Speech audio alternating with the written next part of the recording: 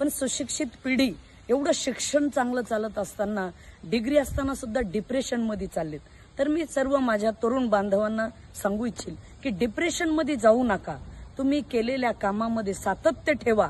आजची तरुण पिढी ही मेडिकलला लागलेली असेल, इंजिनिअरिंगला असेल, असे वेगवेगळ्या क्षेत्रात काम करणारी, एवढं शिक्षण चांगलं चालत असताना डिग्री असताना सुद्धा डिप्रेशन मध्ये चाललेत। तर मी सर्व माझ्या तरुण बांधवांना सांगू इच्छिल की डिप्रेशन मध्ये जाऊ नका, तुम्ही केलेल्या कामामध्ये सातत्य ठेवा आणि नवीन जीवन जगण्याचा प्रयत्न करत राहा। परिस्थिती सुधारते, पैशाने माणसाची परिस्थिती सुधारते, पण मनस्थिती सुधारायला अध्यात्मच लागतं, म्हणून संत संमेलन। या कुटुंबाने एवढा अट्टहास करून हे संत संमेलन का ठेवलं?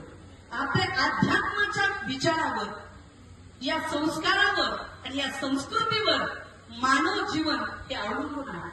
म्हणून आपण जसं राम राज्य, अयोध्या या सगळ्या गोष्टी घडल्या।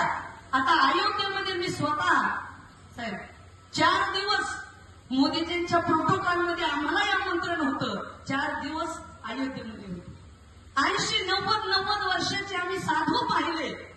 ज्यावेळेस रामाच्या मूर्तीची प्राण प्रतिष्ठा झाली, त्या साधू लोकांच्या डोळ्यात आनंद अश्रू होत्या, आनंद झाला होता सगळ्यांना। हे आता खऱ्या अर्थाने रामाचा वनवास संपला। रामाने 14 वर्षच वनवास केला, पण आपलं मंदिर तयार व्हायला 500 वर्षाचा वनवास लागला।